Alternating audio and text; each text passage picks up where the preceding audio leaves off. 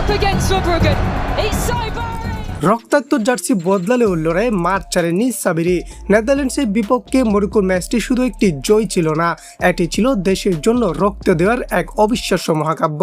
ম্যাচের অতিরিক্ত সময়ে ফাউলের শিকার হয়ে সাবিরির মুখ ও শরীরে রক্তে ভেসে যায়। ফিফার নিয়ম মেনে সাইডলাইনে গিয়ে দ্রুত রক্তমাখা জার্সিটি পরিবর্তন করতে হয়েছিল তাকে, কিন্তু কোচ যখন তাকে মাঠ থেকে পুরোপুরি তুলে নিতে চাইলেন, সাবিরি সাফ মানা করে দেন।